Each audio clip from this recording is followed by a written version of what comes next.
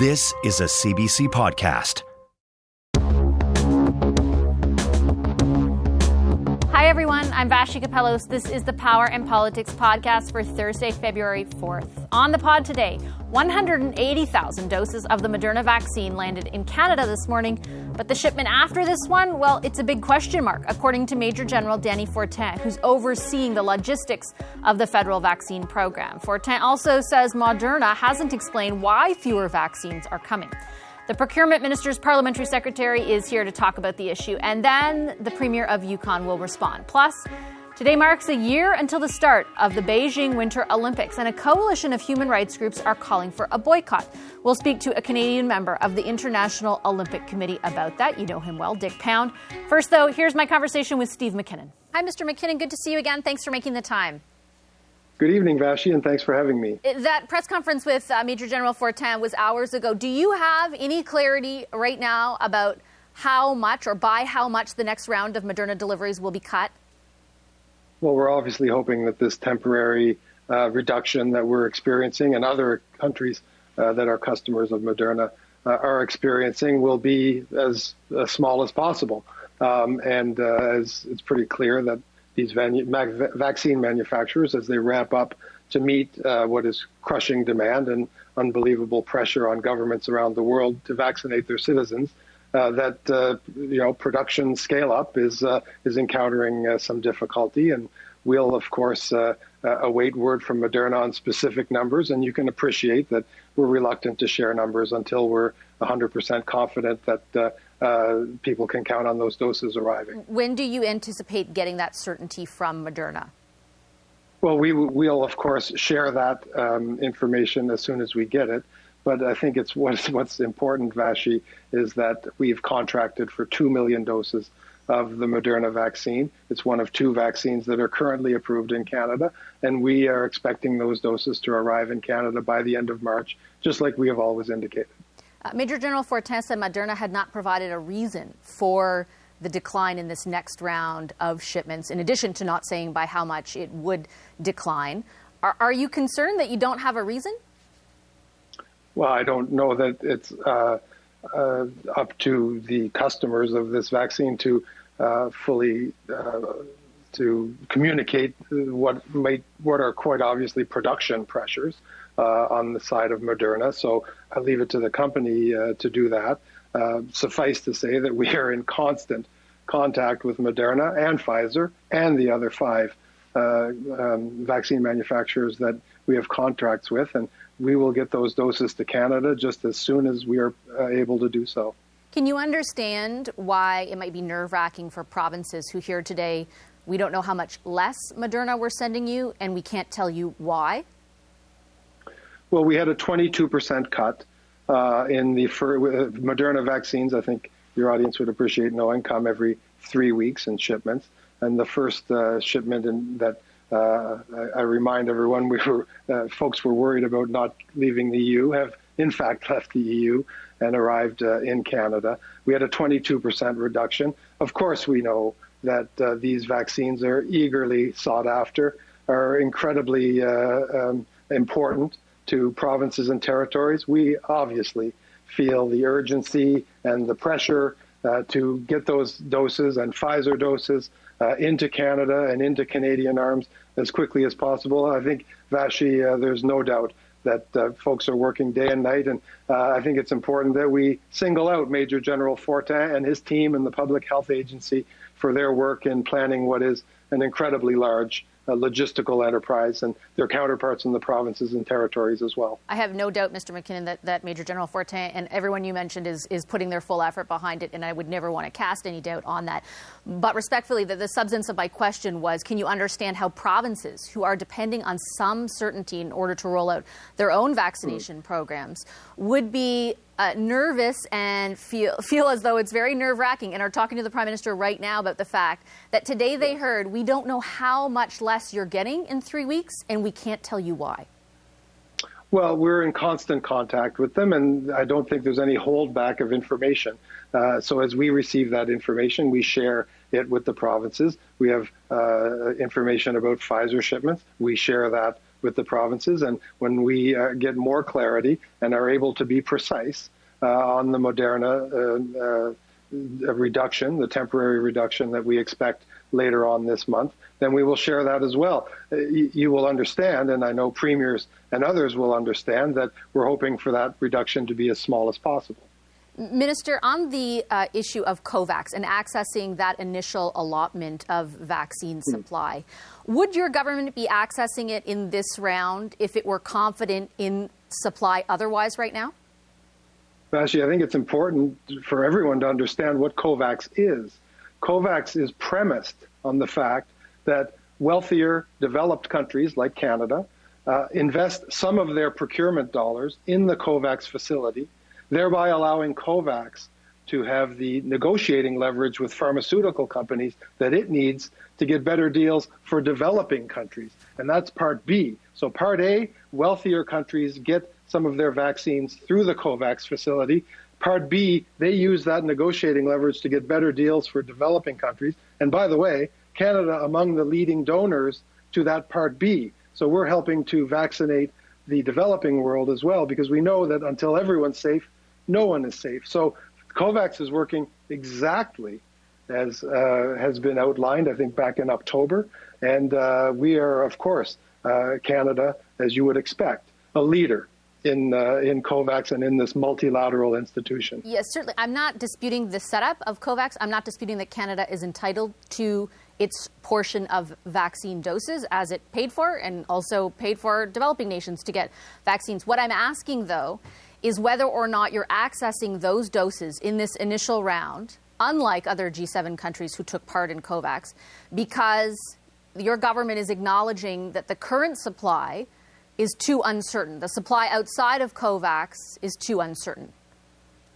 Well, quite the contrary. COVAX is working exactly as was anticipated, as was set out, and is functioning like New Zealand, accessing doses through COVAX, like Norway, like Singapore, or Indonesia, one or the other, that is accessing vaccines through the COVAX facility. This is the exact purpose of COVAX, that we dedicate some of our procurement efforts through the COVAX facility so that they have negotiating leverage for the developing world. That we're very proud of our involvement in COVAX. The COVAX website describes countries like ours, wealthiest self-financing countries, some of which may be negotiating bilateral deals with vaccine manufacturers, which we have, as this program serving as an insurance policy. If we're using it as an insurance policy at this juncture, doesn't that mean that the supply, as otherwise negotiated, is not something that is reliable?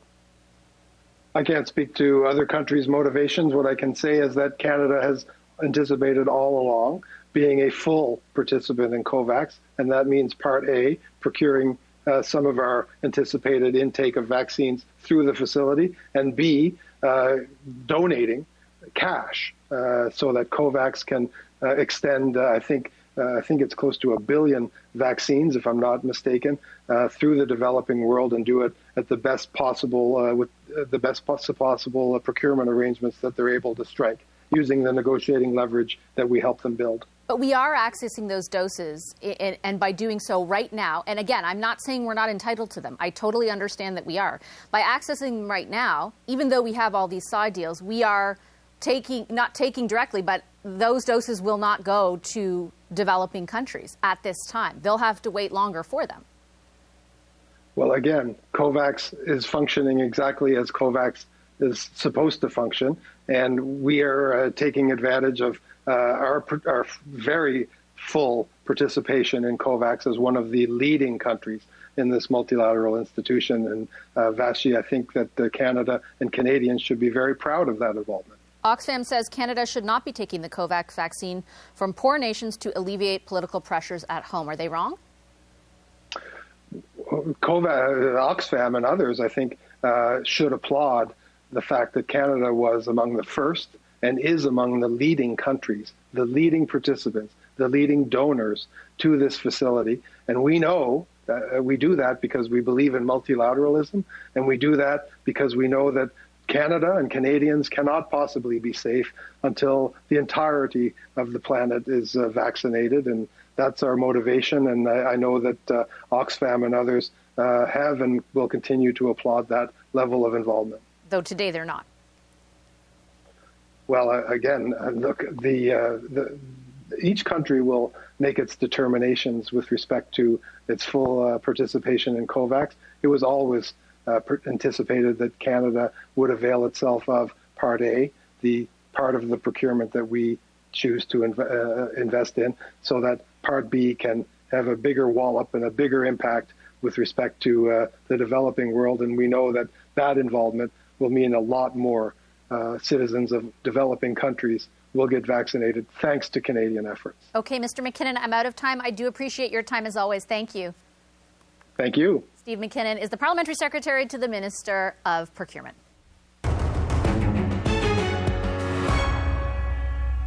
Welcome back. The Prime Minister and the Premiers are on a call right now discussing several issues affecting the country's vaccine supply. The head of the federal rollout said 180,000 Moderna doses arrived today, but couldn't say how many are coming in the next shipment. Take a listen. As for February 22nd, we are originally expected a slightly higher number, around 249,000. And that number is the quantities that we expect to receive remain to be confirmed by the manufacturer. So at this time, I can't really tell you what the quantity will be, but we do not expect to receive 249,000 at this time. With the first shipment of doses, Yukon was counting on 7,200 doses of the vaccine between February 4th and 10th, but it will now get 4,500 doses. For more on how that affects the rollout in that territory, we've reached Sandy Silver. He's the Premier of the Yukon. He joins us from Whitehorse. Hi, Premier Silver. Good to have you back on the program. Thanks for making the time. Thanks for your interest, Vassy. Appreciate it. Premier, let's start off with this initial reduction in Moderna doses. In what way did it affect your territory?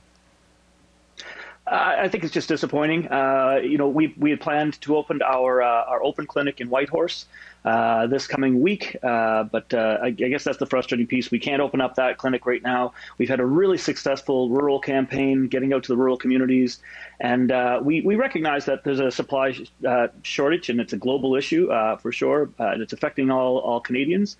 But we can't help but feel the frustration. And just to be clear, that clinic that you're talking about, this was like opening up vaccinations widely to the population. Is that accurate? Yeah, so I mean, we have our major communities in the rural Yukon. All like the general population had been vaccinated. I myself went to my hometown of Dawson City and watched the community work with Team Balto, the mobile clinic from Whitehorse. What an amazing experience, a profound experience, an amazing day to see Yukoners come together. So the rural communities are getting vaccinated, and that we're completing that schedule right now. In Whitehorse, we've been using the clinic for critical workers, and we are set to get that clinic open next week. We have the capacity to 1,000 Yukoners a day. And so that's where we were. And then we heard the announcement of the reductions in Moderna, which is going to cause us to pause. And now we do not know when we're going to be opening up that clinic. We know the federal government has made good on enough vaccinations for our adult population for herd immunity in the first quarter.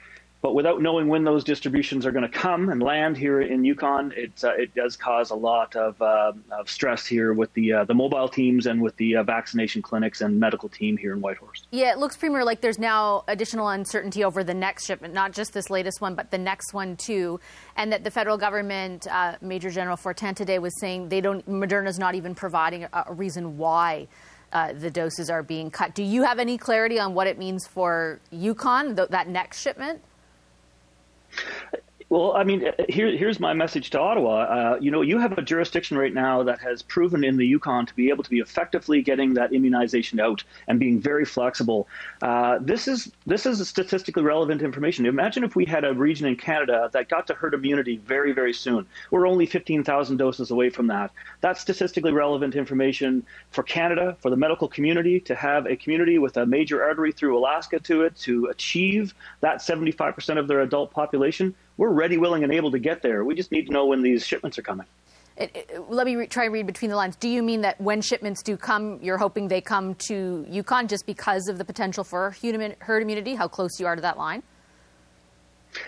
Absolutely. You know, we've heard from the Prime Minister concerns about making sure that we get these vaccines out the door as quickly as possible. We're up to that task. We made sure that we have one in the freezer for everyone in the arm, making sure that we're within Health Canada provisions that way.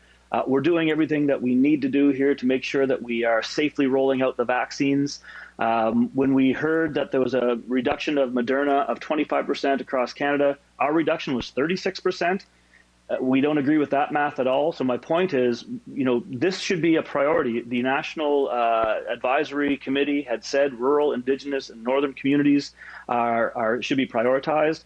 The work that we've done through the Yukon Forum with the Yukon First Nations chiefs and with the Association Yukon Communities, with the mayors and councillors, we've done a tremendous job of getting the vaccine out and working government to government here locally with the municipal First Nations and our government to avoid confusing information, to really get the message out about how important this is. We have our elders in our communities coming out and sharing about their reasons why they want to make their community safe. We have an amazing jurisdiction in Canada right now that is ready to get to herd immunity. And so when we saw that, you know, the Moderna vaccines were reduced by 25%, and then to see that we were dinged a little bit further than that to 36%, it's cause for concern here for a jurisdiction that really could get up to that herd immunity very quickly. Did you get an explanation at all? My understanding is I had read an article that you picked up the phone, you talked to, I think it was even the Prime Minister himself or someone close to him. Did you get any explanation? Yeah, I think that was a little bit of a misquote there. Like, so we're having our Council of the Federation conversations and our First Minister's conversations today. Okay. Yeah. The article I read said you had already spoken with him, but you haven't, just to be clear. Yes. Yeah, so we've made the pitch before to the Deputy Prime Minister and to the Minister of Intergovernmental Affairs that this is a smart thing for Canada to be focusing in on. You know, we've proven our ability to immunize. I think that's statistically relevant information of a North American community, remote community, Indigenous communities, so close to American borders, being at herd immunity, especially with talks about variants going around. This is, I believe, a statistically relevant piece of information, and I think it would be a good sample population to trace how well the vaccine's working in North America and in those rural areas. So I'm doing my push as much as I possibly can to all the federal ministers. We're given an explanation as to why it's 36%. It doesn't wash for me. I really have more questions on that, especially when we've shown that we have such a great team here.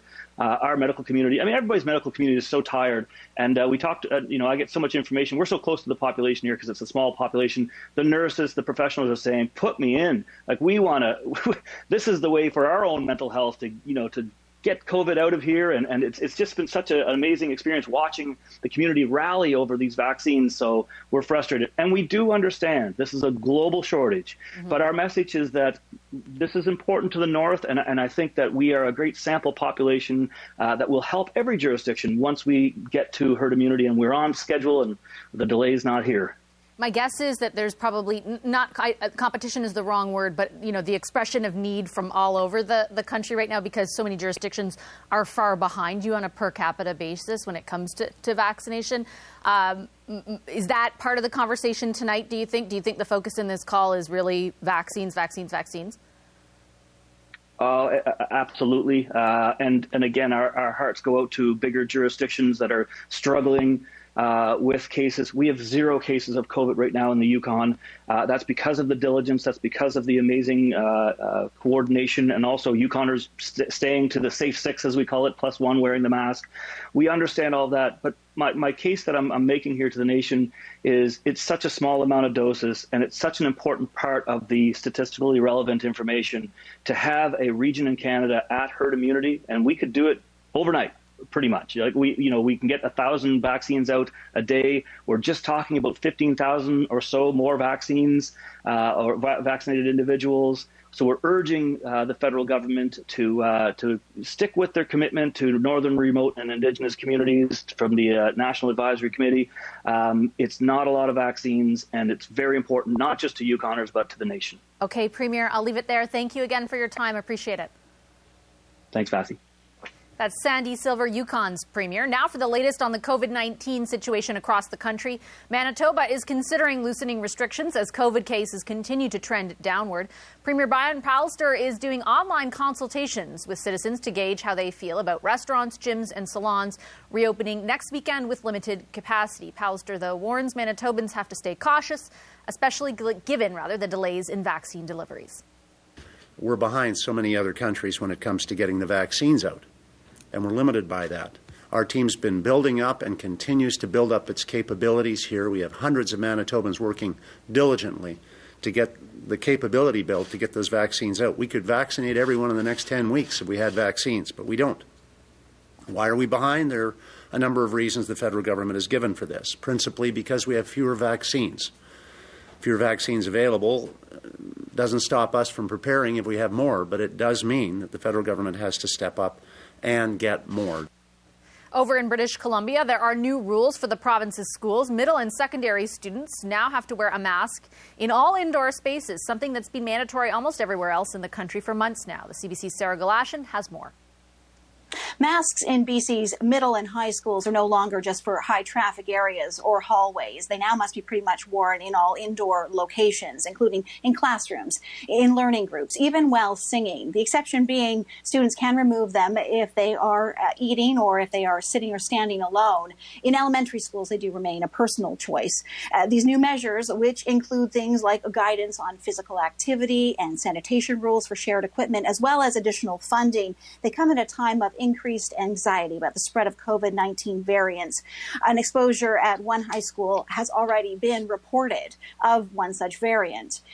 Today, BC's Provincial Health Officer, Dr. Bonnie Henry, offered details about the extensive rapid and PCR testing done around that school exposure, and she offered assurances that there has been no spread of that variant, illustrating, she says, just how effective BC's current safety measures in schools already are.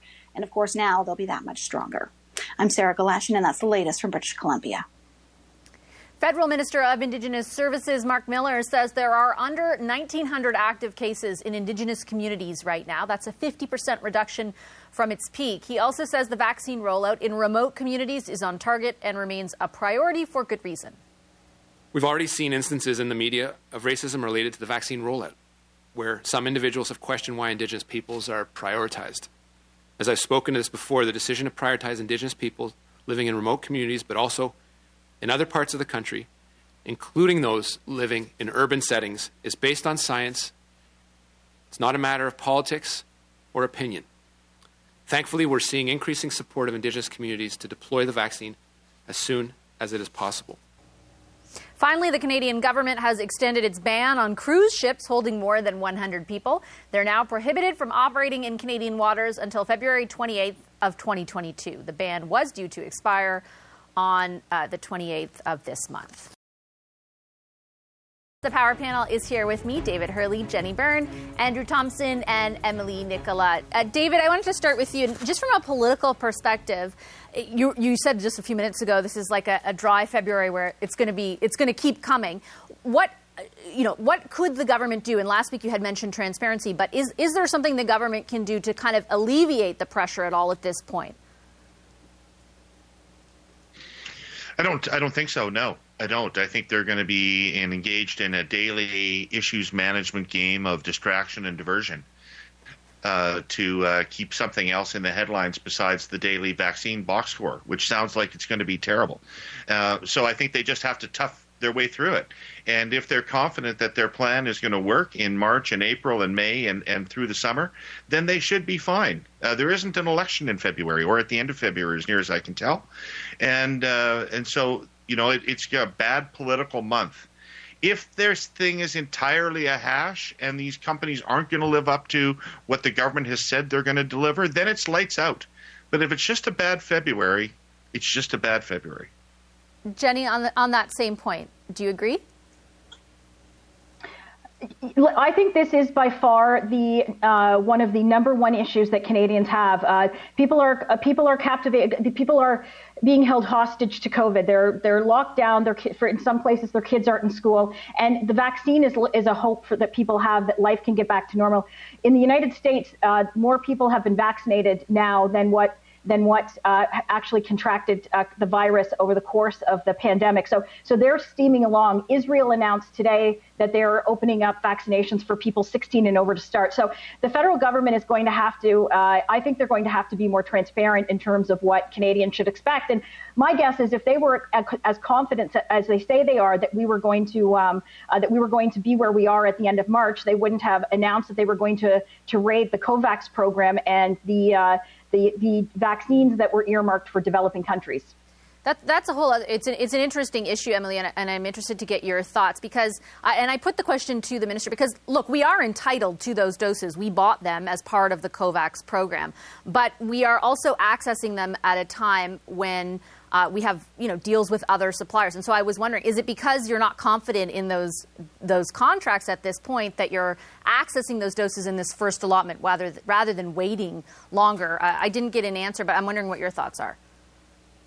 It looks absolutely like it. It looks like people are getting a little bit nervous about reaching that end of March deadline that people have been, repeating. Justin Trudeau has been repeating every presser. And so this looks like a, last chance kind of thing to do, which is absolutely going to harm the reputation of Canada internationally if you're going to use the doses.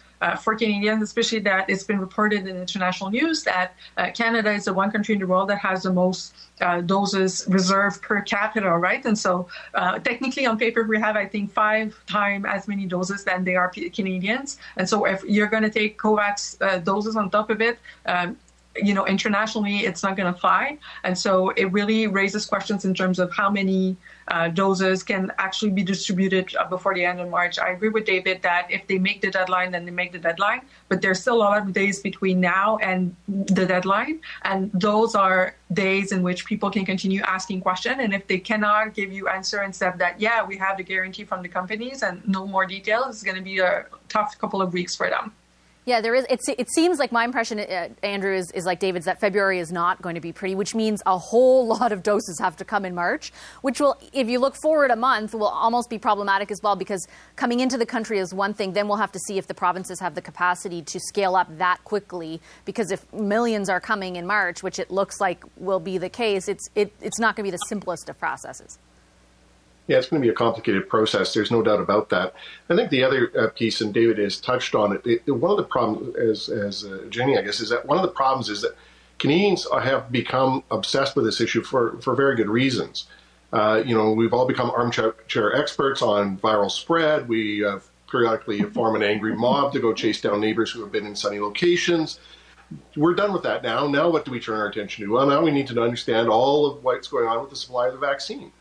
And I think that, this is where it starts to get difficult for the government. When I watched the Deputy Prime Minister's comment saying, well, it was always our plan to go, I'll say raid, but I mean to access the CanVax program, that was always the plan. Well, where is that plan? Why was that plan never laid out? And why can't you put that plan out now so people understand what the cushions are and what's available?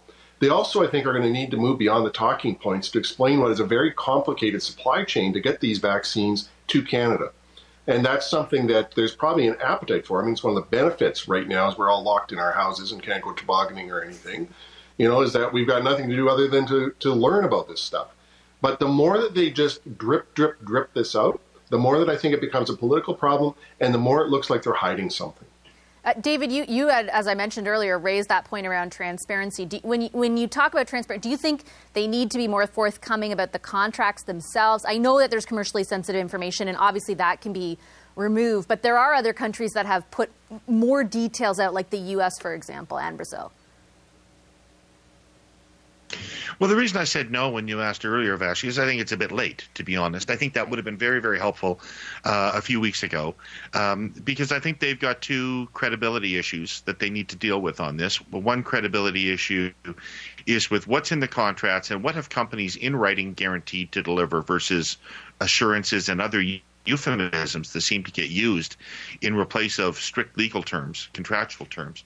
And the second thing is what happened last spring and early summer. And sort of a 4-month gap between May and August when other countries were signing contracts. So they've sort of, in the absence of any information, they've let a very negative narrative, I think, develop about how they've handled this. Again, I repeat, the proof's in the pudding.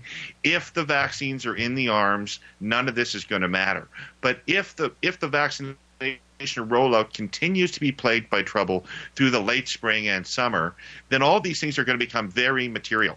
And I do think that if the government has a better story than what is the current Twitter narrative, that they would have been well advised a few weeks ago or months ago to lay that out. Now I think it's pure damage control time. Jenny, I'll give you the final word on this. Sort of thinking, if you were advising them, would you advise them now to release more information? Do you think it might be too late, or do you think there's still something in that for them? I think if the terms of the contracts benefited the narrative that the federal government has in terms of what they have been guaranteed at what dates by the pharmaceutical companies, they already would have been released. Welcome back to Power in Politics. The Liberals continue to lead in national public opinion polls, but they may want to think twice about trying to capitalize on the lead they currently hold while all parties prepare for a possible spring election. History shows voters haven't always been kind to governing parties that call elections with narrow leads. At least that's the analysis of our polls analyst, Eric Grenier, who of course drilled into the latest national numbers. He joins us now with more. Hi, Eric. Great to see you. Can you lay out those numbers, first of all, before we get into your analysis? Yeah, we'll look at the national numbers across the country in our poll tracker. We still have the Liberals that are leading with just under 36% support. The Conservatives are trailing by about 5.5 points. They're at about 30% right now, and you can see that they've dropped over the last month or so. They're followed by the New Democrats. They're at about 18%. Both the Bloc Québécois and the Greens are at about 6%, and other parties have about 3% support. So we've been seeing that this kind of lead for the Liberals has really been very consistent. It's really been there since the end of last summer. And that's why a lot of speculation has been fueled by the idea that the Liberals, as a minority government, might want. Okay, and we're going to talk about the possibility of that with the Power Panel in a second. Your piece focused on, though, why the lead may not be enough. Why is that? Well, I looked at all of the polling that was done in about a month to 2 months before elections in the past, going back to 1945. And we can look at how successful parties have been in winning elections based on the lead that they had that far out. And if you look at those numbers, it's a lot better to have a much bigger lead than what the Liberals have right now. In the past, when a party has had a lead of at least 9 points nationwide, they've actually won almost all the elections, 13 out of 14 elections. The only time a party lost when it had that kind of lead a month or two before the election was Louis Saint Laurent in 1957. But you see that when you're looking at a gap between the first and second party that is less than 9 points, it's actually a lot harder to win. You've actually had 6 parties that were leading about a month or two before an election who ended up losing.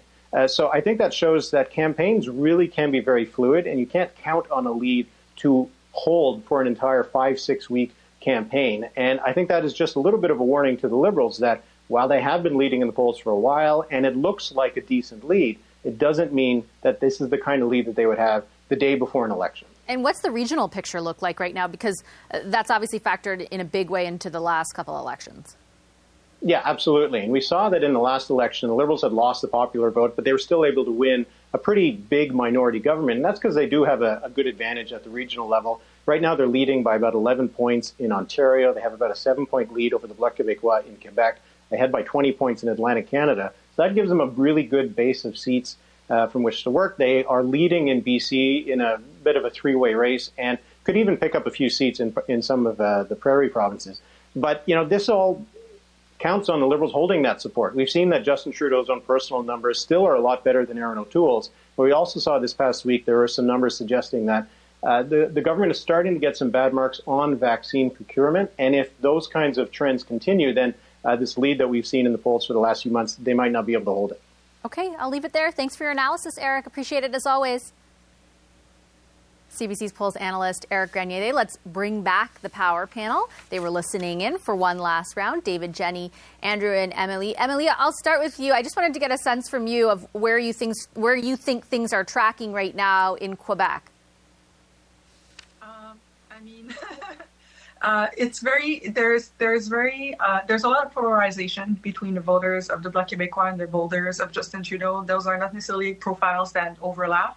And so it really depends on Erin O'Toole because he's a person that's not very well known still in this province. And so that's certainly a person that could has little to lose and has everything to gain if he gets better known and if people start liking him. And that could divide, actually the Bloc and the Conservative vote could divide each other and actually provide an advantage to the Liberals. So it really depends on that wild card. It is Erin O'Toole being very not known to Francophone yet, and how much he is actually going to deliver a message that impacts Québécois vote.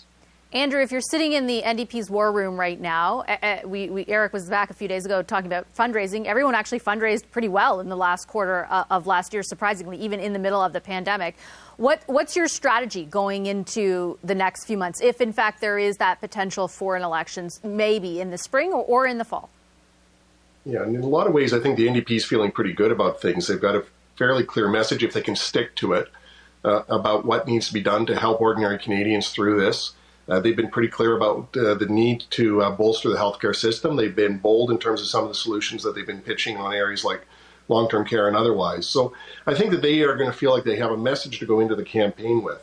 And that probably is one of the things that we're seeing within the polling as to why they're sitting a little bit better than where they came out of the last election. That said, the sense that I have is that this is really still for the Liberals to lose.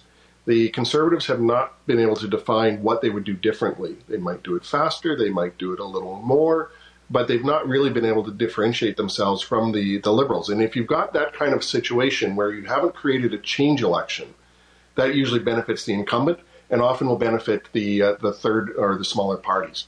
So my sense is that right now things are really within still tilting towards looking good for the Liberals, wanting to go sooner rather than later. And probably good for the NDP and potentially the Bloc as they roll out what their messaging is. Jenny, you've run election war rooms for the Conservatives. If you were in one right now, what do you think their biggest advantage is if you're looking at the potential for a spring election, and what's the biggest challenge ahead for them? Well, I think the challenge remains where you look at the polling, and Eric brought this up. If you look at it, the Conservatives are, if you look at from Eric's aggregate, they're 4 percentage points down from where they ended the 2019 campaign. The advantage that I see that they have, though, is there are issues, and issues like vaccines, for example. And Eric mentioned it that about the polling, the Liberals are starting to take a bit of a hit on the polling. Angus Reid had a poll last week that said that vaccine and the Liberal handling of that is something that Canadians are starting to disapprove of. And David Coletto from Abacus tweeted out something today saying that they have a poll coming out tomorrow that said that vaccines are starting to be a bit of an Achilles heel for the Liberals. And so if I was Erin O'Toole, if I was any of the opposition leaders, right now all I would be talking about are vaccines, vaccines, vaccines. Well, you're in luck because that is pretty much all they are talking about right now. David, same to you. What about you when it comes to the Liberals? Like, what's their advantage right now? What's their biggest challenge? Well, I think to go back to Eric's analysis, in addition to the top line numbers, and you're thinking about whether an election campaign would be advantageous, you also want to look at momentum. You also want to look at what the issue set is going to be. You want to try to game out how that election is going to unfold. And, when you look at the regional numbers that he gave, 11-point lead in Ontario is a huge lead in Ontario. And it means a massive sweep in Ontario. And unless the Conservatives can figure that out at a minimum, they're going to get beat like a rented mule in the next election. I'm going to say this. I think that everything's very fluid. The COVID drives everything in terms of political behavior. And when COVID stops being the issue, the COVID economic wreckage will be the issue. That's probably the worst ground for the Liberals, is to wait until people are focused on the layoffs and the jobless rate, et cetera, in the economy. But at the moment, I would say that all the momentum in politics in Canada is on the left side of the spectrum. And, we saw a poll this week that had both the Liberals, both the NDP and the Conservatives number starting with a 2. That's probably an aberration. But I believe both in terms of the issue set and in terms of the parties, the momentum is on the center left. And so I would think that no matter what happens in the next election, it could end up being a Liberal majority or a center-left coalition. But I think a Conservative win is extremely unlikely in the next election. Okay, I want to get Jenny to respond to that before I get Andrew and Emily in. Jenny, what do you think about that? Well, listen, I think that I agree with David. I think it's fluid, and I think that the Liberals are going to want to go before the economic ramifications of COVID, the COVID are felt by Canadians. I'm not sure I fully agree with the analysis of where the momentum is. I think that right now, what people care about is their standard of living, and they're worried about their jobs, and they're worried about vaccines, and they want their kids to go back to school. I don't think that's so much as a partisan issue, and they're going to be looking at people who is going to make them feel most safe and comfortable, and also make them hopeful that they are not going to find themselves on the unemployment line in the next year to 2 years. Emily, when I was thinking about this question prior to the panel, I was thinking how different each month is, even from a personal perspective. Like, what did I care about in August versus what I care about now? And it's so dependent on the pandemic. It would be hard. I was finding it hard to think, okay, what am I going to care about in June? Absolutely. It's very fluid, as everyone was saying. It also depends, I think, on the opposition party focus on the actual pandemic as well. For example, the NDP has been pushing a lot last year for, measures that help Canadians, but getting very little of the credit for it. So how much of that they're going to be able to pull out or make part of their messaging in a campaign is going to be difficult. As for the Bloc Québécois, they've been, more well known in the last couple of weeks for the questions they've asked about the appointment of a Muslim Liberal minister than anything that has to do with COVID. And so when things like that happen, people, will maybe follow that story, but that's not how they're going to vote if they have to vote. And so getting the focus back on what actually matters to Canadians is really of the essence for opposition leaders. Andrew, I'll give you the last word here. Yeah, again, one of the challenges here is that the Liberals, I think it's generally seen, are doing an okay job. They're not doing a great job, but it's unclear that the Conservatives would do any better. And I think the inability for the opposition, particularly the Conservatives in opposition, to lay out what that alternative is that they would bring to this, what would be completely different or better if they were in a government, will be what this next election hinges on. Justin Trudeau doesn't need to run against anybody other than Aaron O'Toole and Jagmeet Singh. And I think we need to remember that he's not running against the ideal. The other challenge, of course, for the Conservative leader is that it's unclear how he threads a needle that has on the one side Jason Kenney and on the other side Doug Ford. What kind of Conservative vision is there? And there's a lot of people who are unhappy with how the provinces under Conservative leadership have managed this situation with the pandemic as well. So, David's absolutely right. It's fluid. But it is going to still be focused on what are the points that can be brought to bear to make the pandemic better or less of a pressure for ordinary Canadians. Okay, I'll leave it there. Thanks to our power panel tonight for the discussion. Yes? Oh, David Winston. Yes, David. Yes, David. I have a suggestion about what you're going to be thinking about in June. What is it? Oh no, I don't think so. Sorry, I can't out myself for who I'm cheering for, but it's not going to be the Habs. I'm sorry. Now I'm finally going to get even more hate mail. Thanks a lot. Why do you give David extra time? I didn't know what he was going to say. Thanks, everyone. David Hurley, Jenny Bird, Andrew Thompson, and Emily Nicola. 1 year from today, the Winter Olympic Games begin in Beijing, but there are calls for countries to boycott those games. A coalition of 180 human rights groups is urging governments to not send their delegations over reported human rights abuses in China. Despite that, today the International Olympic Committee officially sent out its invitations worldwide. We can all look forward to the great Chinese hospitality and efficiency of organization that the Chinese people have demonstrated so many times. Our Chinese partners and friends will deliver spectacular Olympic Winter Games that will change the landscape of winter sport forever. Dick Pound is a Canadian member of the International Olympic Committee. He's with us from Montreal. Hi, Mr. Pound. Good to see you, and thank you for making the time for our program. Pleasure. Good evening. You and the IOC have publicly come out and said that governments should resist the calls for a boycott, or that those calls should be resisted. Can you lay out for us why you think that's the case? Well, there are a number of reasons. One is that the Olympic Games are not an exercise of governments.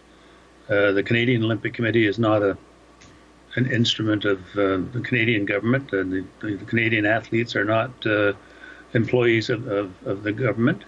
And what our message is look, if you, the Canadian government, are mad at China, and for whatever the reason may be, you have all kinds of means at your disposal to indicate that disapproval, and you can arrange with other governments to do the same thing. But you don't want to do to Canadian athletes some of the things that you're basically accusing the Chinese government of doing to some of its citizens, which is to remove their rights and so forth.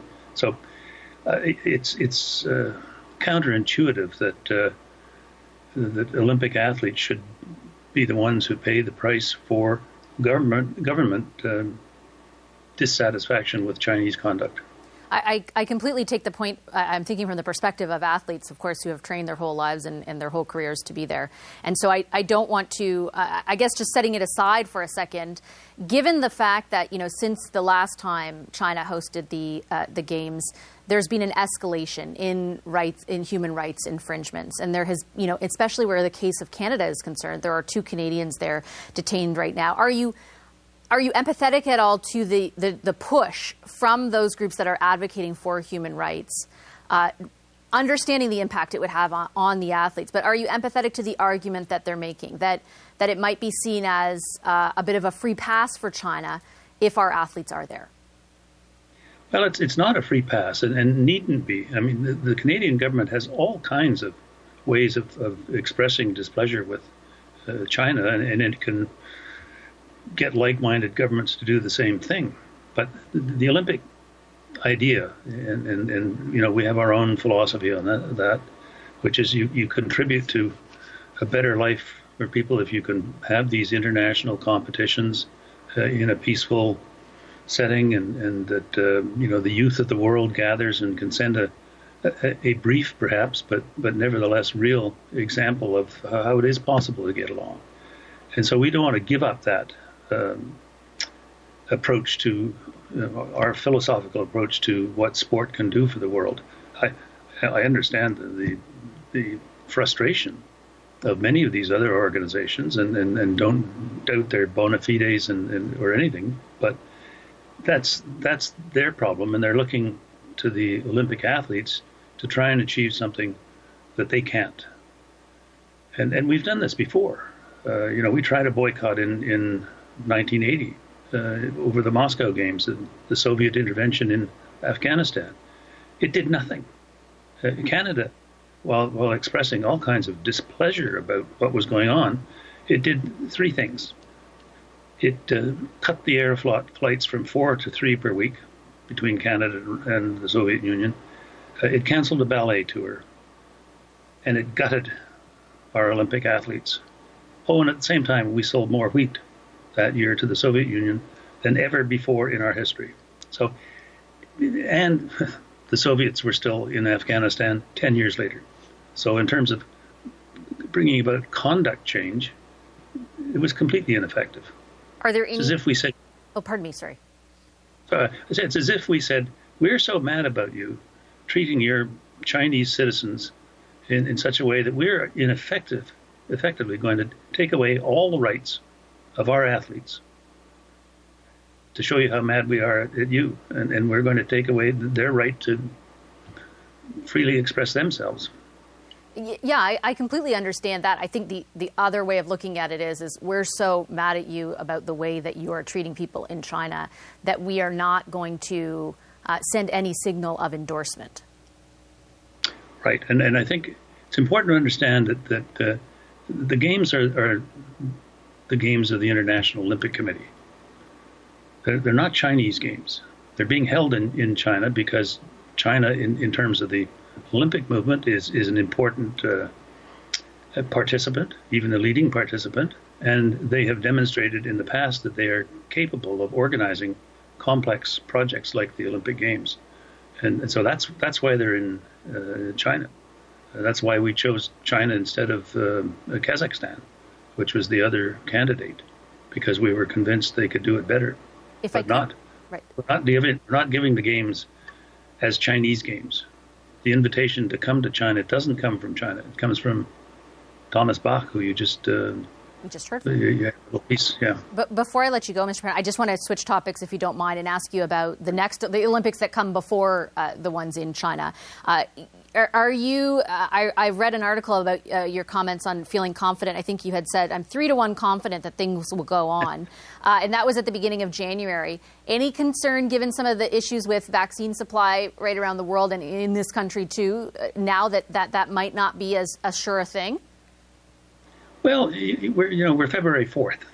We've got a long time to go in the sense of how things are developed, how much more we're learning about the virus, the supply chains becoming a little more reliable, and the distribution mechanisms established.